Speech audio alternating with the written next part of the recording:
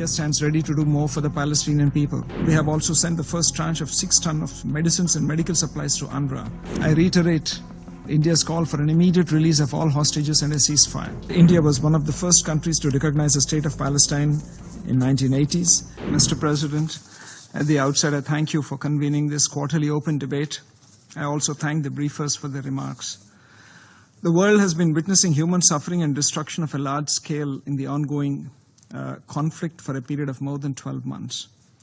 Tens of thousands have lost their lives and many more have been injured. Civilian infrastructure, including schools and hospitals, have been damaged. It is estimated that reconstruction efforts in Gaza would take years together. Mr. President, the people of Palestine are in dire need of humanitarian assistance. We have been calling for safe, timely, and unimpeded humanitarian supply to the affected population. As we have repeatedly demonstrated in the past, India stands ready to do more for the Palestinian people. We are committed to carrying out human-centric projects for the people of Palestine in diverse sectors. Our thrust is on projects that have a tangible and lasting impact on the daily lives of the people. The scale of our development assistance currently stands at $120 million. This also includes our cumulative support of $37 million to UNRWA. We have also sent the first tranche of 6 tons of medicines and medical supplies to UNRWA on 22nd October this year. The terror attacks in Israel on 7th October were shocking, and they deserve our unequivocal condemnation. There can be no justification for terrorism and hostage-taking. India has a long-standing and uncompromising position against terrorism in all its forms and manifestations. At this juncture, I reiterate India's call for an immediate release of all hostages and a ceasefire. Civilians have been the biggest casualties of this conflict. Their plight needs to change. There should be a halt to violence without any delay.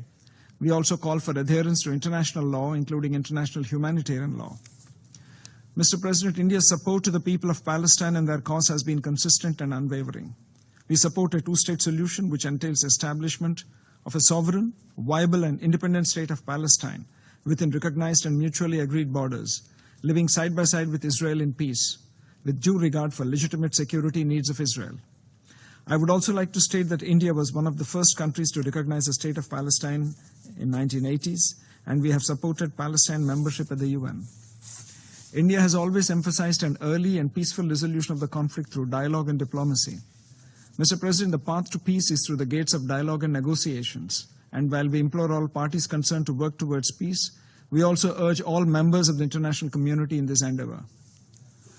Mr. President, India underlines its abiding faith in its vision of a peaceful and stable Middle East.